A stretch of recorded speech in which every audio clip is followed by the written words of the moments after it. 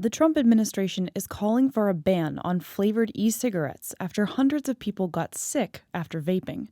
But they can't do anything about marijuana vaping products, which officials say were used by many of the patients being treated for lung illnesses. Because marijuana is still illegal at the federal level, the Food and Drug Administration has no regulatory authority over those products.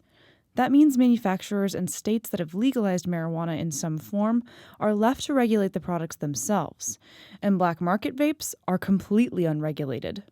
Officials say most of the patients reported using vapes that were purchased off the street.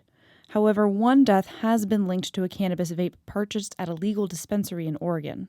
Now, marijuana advocates are calling on lawmakers to legalize cannabis so that federal regulators can have more oversight over marijuana vaping products. Morgan Fox, a spokesman for the National Cannabis Industry Association, told Newsy, "We really want the federal government to be able to provide guidelines to help states regulate this substance and to make sure that any states that already have legal cannabis programs or any that are going to be instituting regulations in the near future will be able to develop the best programs possible in order to ensure public safety."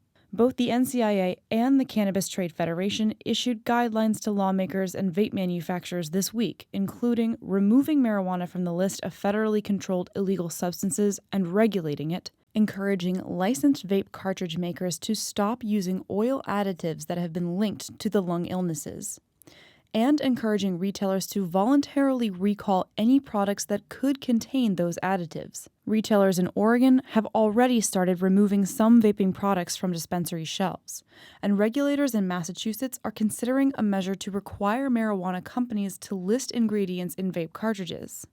Meanwhile, vaping industry experts say a ban on flavored e-cigarettes would only push more young vapers to the black market, putting them at a higher risk of getting sick. If you ban flavors, you are creating a potential multi-billion-dollar black market for these products because many vapors and many young people are not going to just say, "Oh, I can't buy it at the 7-Eleven, so I'm done." No, they are going to try to mix their own liquids, which could result in using an oil-based food flavoring that could cause lipoid pneumonia. They are going to go on the internet, go through social media, go through eBay, which the FDA has done nothing about. And so prohibition is not going to work.